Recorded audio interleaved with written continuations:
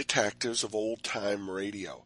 From Boise, Idaho, this is your host, Adam Froggy Graham. If you do have a comment, email it to me, box13@greatdetectives.net. Follow us on Twitter at Radio Detectives and become one of our friends on Facebook.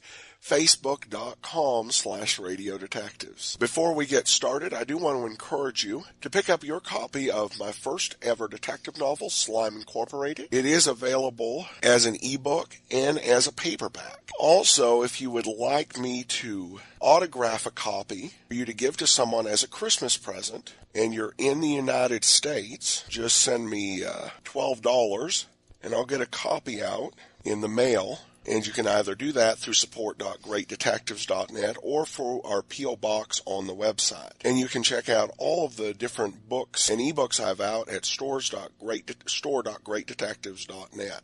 Well, now it's time for today's episode of Nick Carter, original air date January 19th of 1947. For Chasing Dirt presents Nick Carter, famous for chasing crime.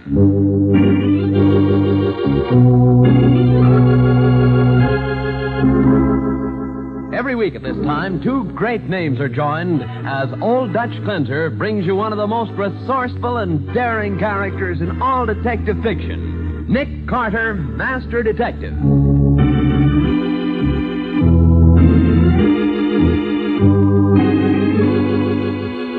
But, Nick, with the man you're chasing murdered and the stolen diamonds gone from their hiding place, how can you possibly hope to carry on? That's simple, Patsy. We just follow the clues. Clues? What clues do we have? The gold-headed cane, the angle from which the knife was thrown. And the ink spots on the bills.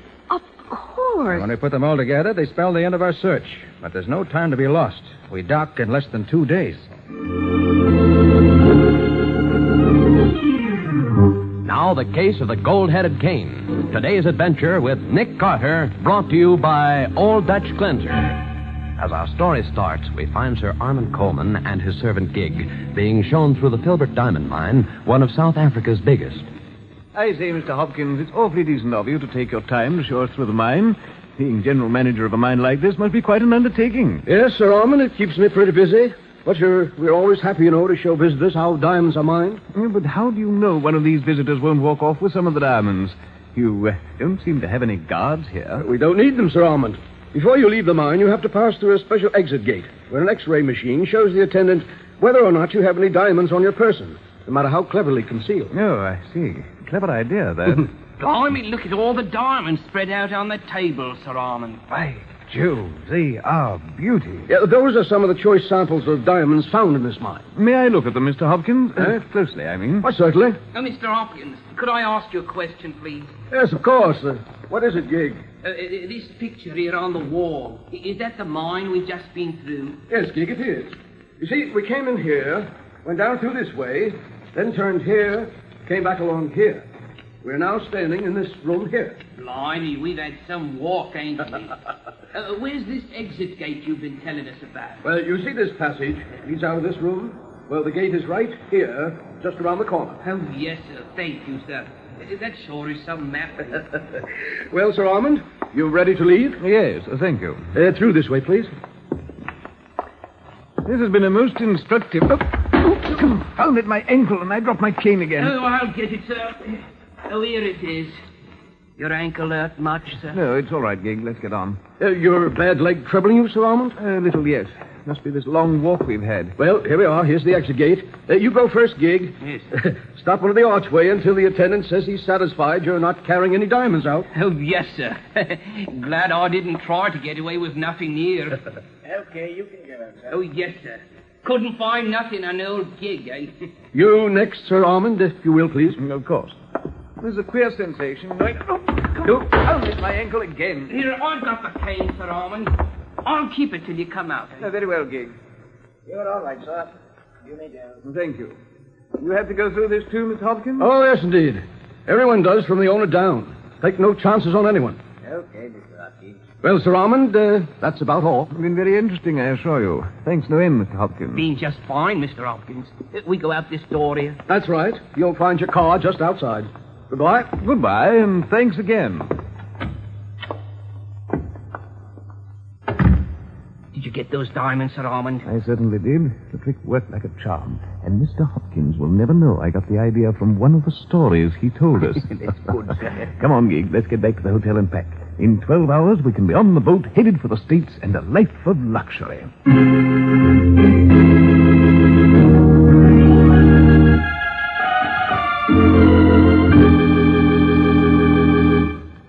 Take this message, Miss Gerald.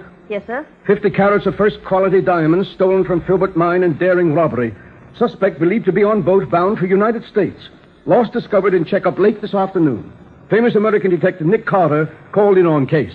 Have you got that, Miss Gerald? Yes, sir? See that it gets out at once. All news service.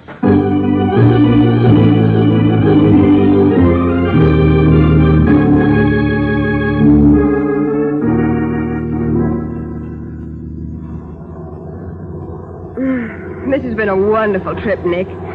Except for this cold of mine. Oh. Poor girl. You know, it's the first time I've made a transatlantic crossing by plane. Yeah, I don't mind taking time for a trip like this. Particularly when it's at someone else's expense. You know, from what John Filbert said... Oh, Filbert is the owner of the diamond mine, Nick? Yes, I met him at a convention some years ago. Uh-huh. From what he said, he's more worried about how the diamonds got out than he is about the loss of these particular stones. You'll find out, Nick. I'll bet on that. Huh? Hope you're right.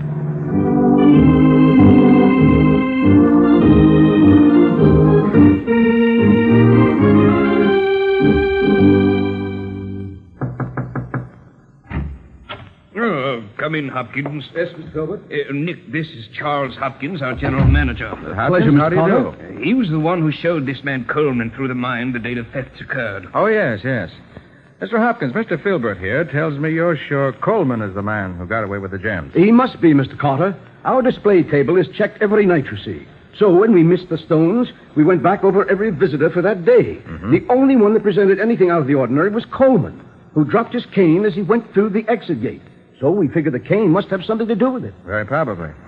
Well, if Coleman secreted the stones in his cane, he must still have them with him. I think the best plan will be for Patsy and me to fly directly to the ship he's sailing on and see if we can find them. So if you will radio the skipper that we're coming and give me a full description of the man and his servant, we'll be on our way. Before you go, Nick, I want to give you a small retainer to cover your expenses at least. You have the money, Hopkins? Yes, sir, right here. Two $500 bills. I have to apologize, Mr. Carter, but I accidentally spilled some red ink on the corner of them while they were on my desk. Oh, that doesn't matter, Mr. Hopkins. Thank you. Now let's get on with the details. We have to reach Coleman's ship before it docks, and we haven't too much time.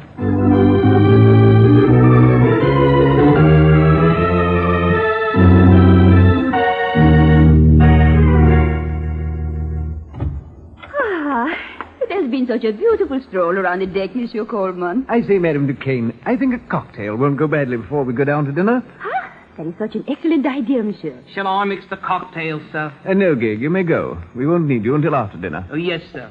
You'll find everything you need right there. Madame Duquesne, we've gotten to know each other quite well these last few days. Yes. Why don't we stop being so formal? You call me Armand, and I'll call you Sarita. Ah, that is another of your lovely ideas, Monsieur. Armand? Should I mix the cocktail? I am very good at it. If you like. You'll find the things on that table. You would like a Manhattan, Armand? They are my favorite. Whatever you desire, Sarita. Huh? There's the roof. Oh, of course, Nick. Oh, shall I? No, I have it.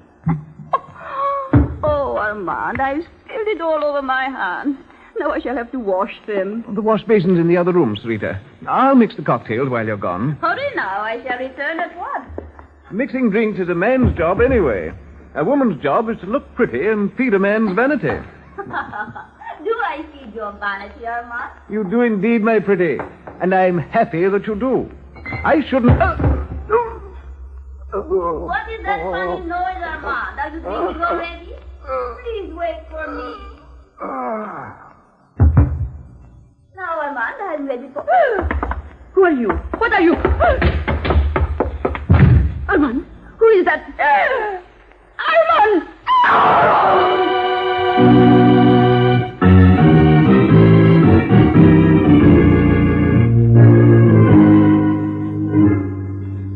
You made good time, Mr. Carter, but even so, you're too late. Too late? For what? To talk to Coleman. He was killed a half hour ago. Killed?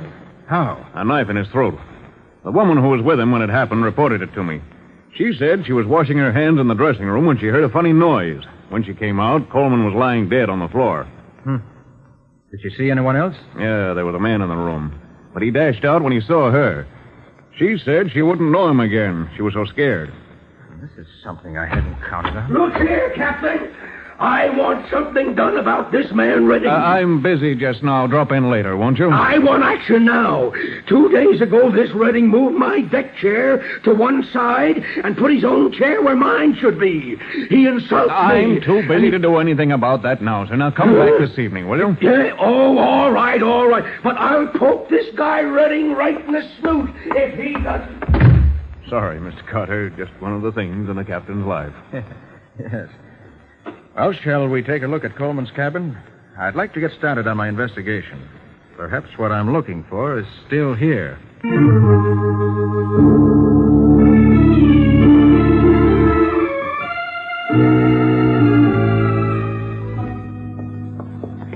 This is Coleman's stateroom, Mr. Carter. Dr. Samuels, this is Nick Carter and Miss Bowen. Mr. Carter, this is the ship's doctor. How do you do, sir? How do you do, Doctor? How do you do, Doctor? Now, that's Gig, Coleman's servant. Is everything the way you found it, Doctor? Yes, Captain. You said Mr. Carter was coming, so I've made my inspection without moving anything. Oh, thank you. Doctor, would you say that this knife was stabbed into the throat or thrown? Well, I did think that it was a peculiar angle for a stabbing, but throwing hadn't occurred to me. You find anything on the knife, Nick? Handle seems to be clean. No prints. Gig, where were you when Coleman was killed? When Sir Armand and the lady came in after they'd been walking on deck, he told me he wouldn't need me till after dinner. So I went out and talked to a man I met yesterday. When I came back, the captain and the doctor was here. I verified that part of it, Mr. Carter. Looks as if Coleman was mixing a drink when he was killed, doesn't it? That's what Madame Duquesne told me when she was the one who was with him at the time. Oh, I see. If he was standing there at the table where the drinks are, the knife must have been thrown through the window, judging by the angle at which it entered his throat. Yes, you're certainly right about that, Mr. Carter. Oh, Patsy, do you see that gold-headed cane Filbert told us Coleman carried? Yes, it's standing over there in the corner. Ah, good. You want it? Yes, please. Have you seen that cane before, Mr. Carter? No, but I've heard about it. Here, Nick. Thanks. Imagine this head comes off. There must be a catch here somewhere. That does it. Why? Well, inside we find the motive for the killing. You mean the diamonds? I mean, the diamonds are gone. You expected to find diamonds in the head of the cane? I did, Captain. When Coleman left South Africa, he had about 50 carats of flawless diamonds hidden there. It's empty now. So I should guess that the killer has taken the stones. Then all we have to do is search the ship, find the diamonds, and arrest whoever has them as the murderer. Yes, you could do it that way, Captain, but maybe I can save you some time, if I can do a little figuring. You know, Mr. Carter, there's one thing that puzzles me about this. Yes? What's that, Doctor? Well, the woman who reported the killing, Madame Duquesne, said she came to the captain's office immediately. Now, allowing for the time it took her to get there and the time it took me to get down here after that, the man should have been dead about 20 minutes. But I found that he'd been dead at least an hour. Is that so? Hey. I wonder why she waited over half an hour before reporting the murder. Yes, Patsy. I wonder, too.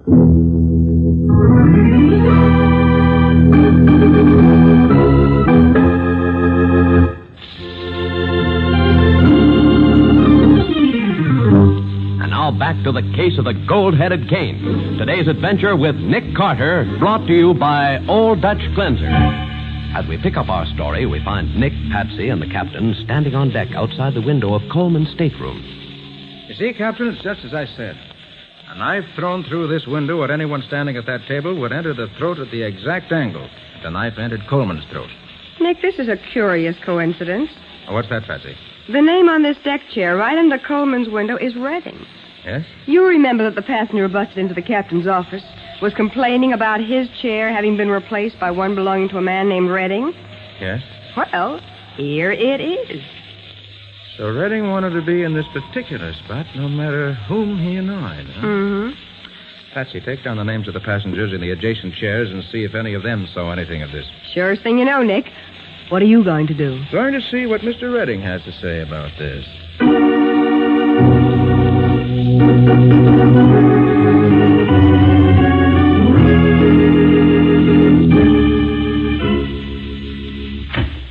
Well? Pardon my intrusion, Mr. Redding. Just curious to know why you changed your deck chair from wherever it was to the position it now occupies. They put my chair in the wrong place to begin with.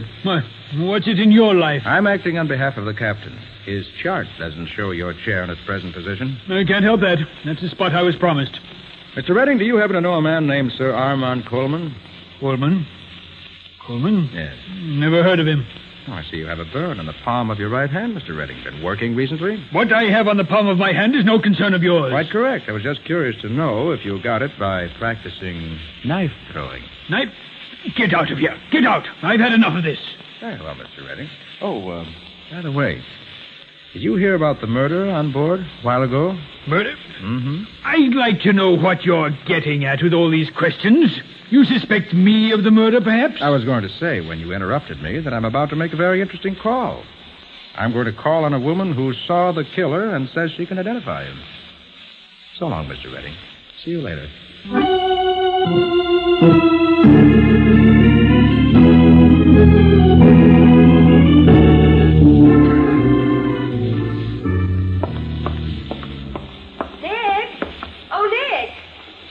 Wait a minute. Oh, Patsy, you had time to find out about those other passengers? Nobody saw anything, Nick. They were all downstairs. Below decks, I guess I should say. Yes, I guess you should. That you, Mr. Carter? Oh, yes, Captain. Anything new? Maybe, and maybe not. I'll leave you to judge.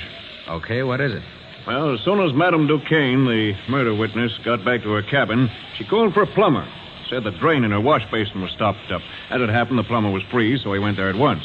He cleaned out the drain and left. But when he got back to his quarters, he discovered one of his wrenches were missing. He asked Madame Duquesne about it, but she said she hadn't seen it, and he's sure he left it there. Well, very interesting indeed. I'm on my way to her stateroom now, Captain. You want to come along? Maybe we can find the answer.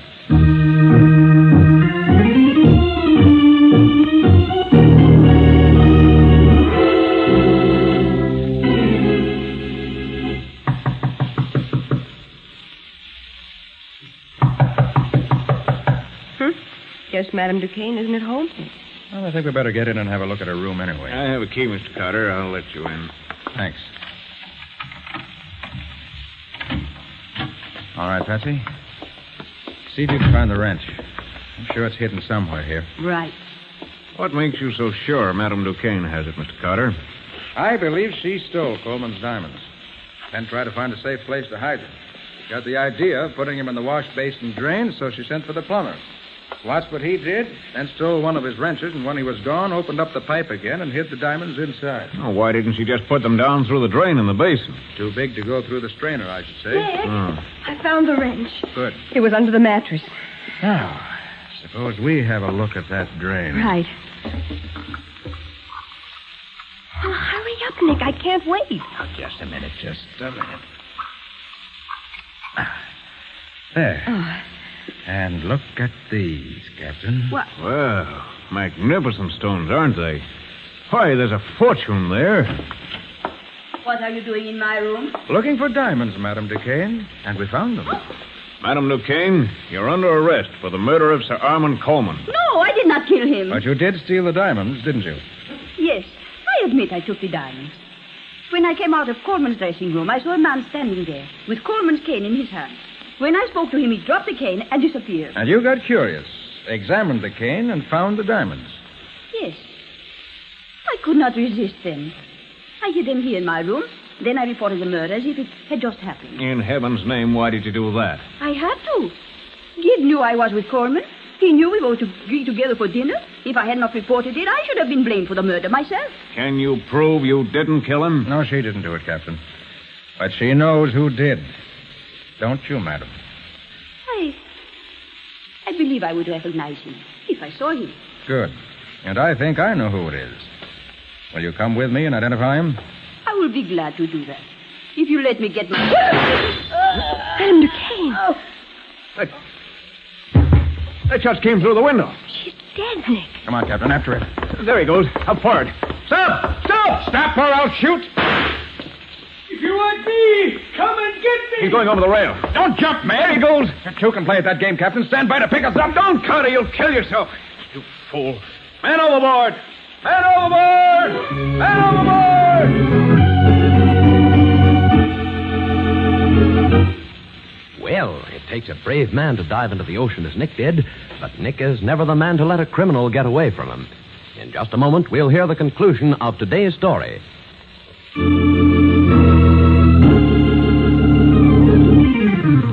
And now for the conclusion of the case of the gold-headed cane. Today's adventure with Nick Carter, brought to you by Old Dutch Cleanser.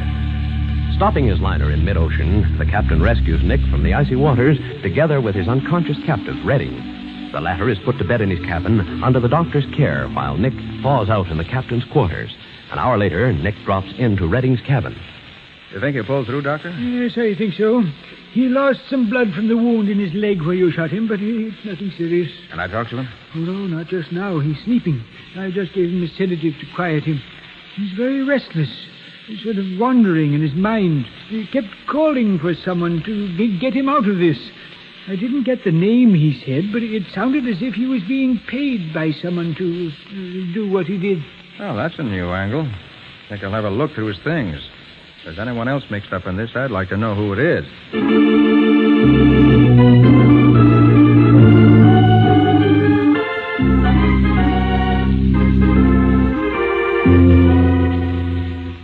Mr. Carter, Miss Bowen, to see you, Mr. Filbert. Well, Nick, glad to see you back. Glad to be back, John. Did you accomplish anything, Nick? Well, yes and no. I found the man who stole the diamonds, but he was dead when we found him. Oh, that's a tough break. But I got the diamonds back for you. Here. Excellent, excellent. You never seem to fail to get what you go after. In this particular case, John, I got more than I went after. Eh? Is Mr. Hopkins around? Well, yes. I'll ask him to come in. Yes, Mr. Filbert? Ask Mr. Hopkins to step in here. Yes, sir. I want him to hear the rest of this story. Think it'll interest him even more than it will you. Well, You want to see me, Mr. Filbert? Oh, hello, Mr. Carter. Have a successful trip? I did.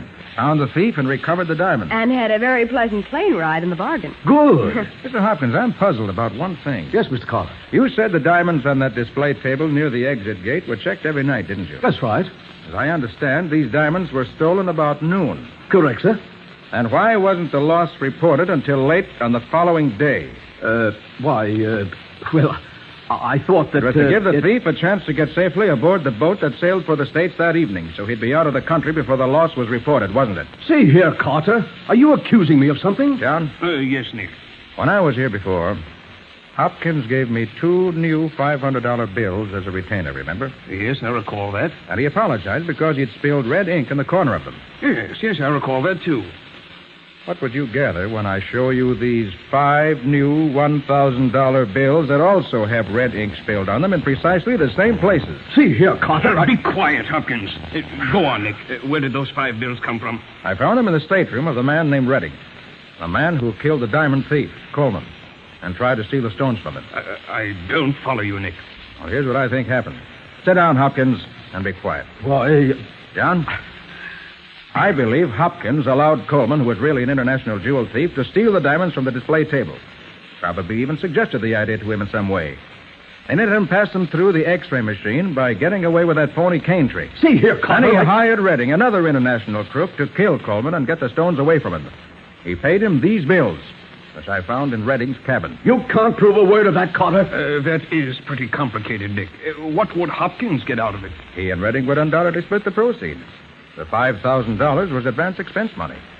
Hopkins could have identified Coleman as the thief. But as Redding would have the jewels, they'd not be recovered.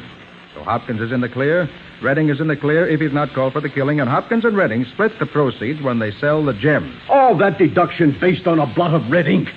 It proves nothing. Your fingerprints on the bills will furnish all the additional proof necessary. Fingerprints? Yes. New bills take fingerprints excellently, Mr. Hopkins. All right, Carter. I admit it was all worked out, just as you figured it. Hopkins? You? But, Nick, You haven't accounted for that woman who actually took the diamonds away from Coleman. Where does she come in? She doesn't, Patsy. She just happened to run across the stones and, being an opportunist, took them. Oh. Well, Nick, I don't know how to thank you for what you've done. You've not only caught a thief and returned my jewels to me, you've also exposed another thief who might have gotten away with far more than this if he hadn't been found out. You know, Hopkins, this is just another illustration of the old adage. There's no such thing as a perfect crime. Crime doesn't pay. Ever.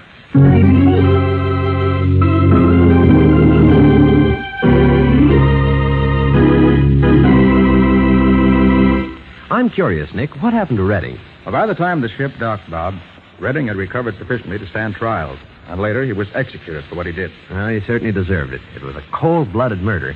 Nick, it's about time to look into the adventure that Old Dutch Cleanser's going to bring us next week. All right, Bob, here it is. It's the story of one of the most unusual rackets and crime I've ever encountered. Unusual is right. It terrorized a whole city. And Patsy speaks from first-hand experience. Uh-huh. But to go on, Bob. This case included a murder on a dark street, a deserted warehouse. The telltale marks of tires in an alley, a masked man whom they called the boss. And that's enough for now. What do you call this story, Nick? I call it A Case of the Persistent Beggars. Nick Carter, Master Detective, is presented each week at this time and over these same stations by the Cudahy Packing Company, makers of Old Dutch Cleanser.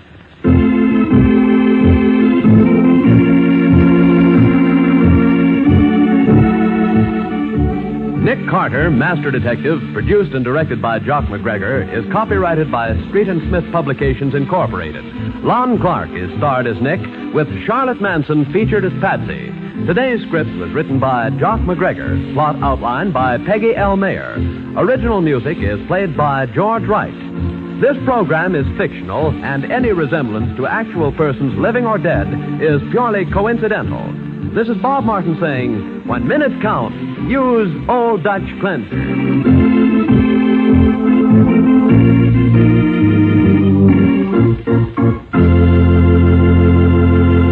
This is the Mutual Broadcasting System.